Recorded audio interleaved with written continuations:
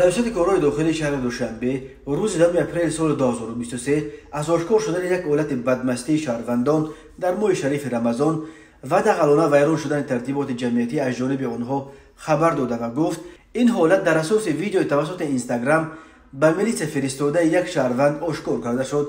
میلیس پایتخت تاجیکستان گفت در اساس این نوار از جانب کارمندان مقامات میلیسیا شهروند ابرارов افتخار عباداللهویچ سال تولدش 1974 استقامت کننده شهر دوشنبه راننده ماشین تمغه مرسدس بنز رقم‌های قید دولتیش 0506 SK01 بازداشت کرده شد.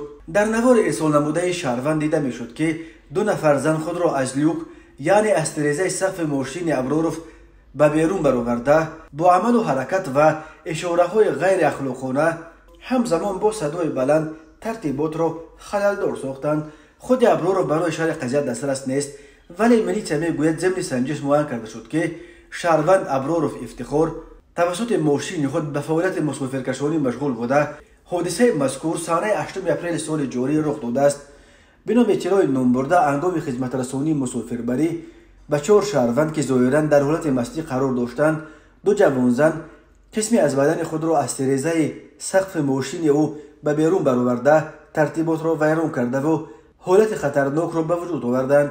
این عمل چندین مرتبه تکرار یافته باعث ناراضگی شهروندان و دیگر اشتراکچیان حرکت در گشته است. راننده ابرارov افتخار به این عملکرد مسافران خود بی اهمیتی نموده ایراد جدی نگرفته است و آن دو زن حرکت خود را ادامه دادند.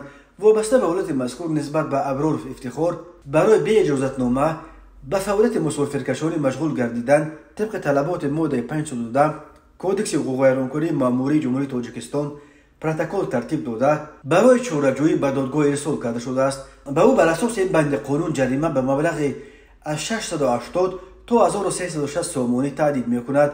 درباره به کجا رسیدن جستجوی آن دو جوان زن بدمست در خبر چیزی گفته نشده است.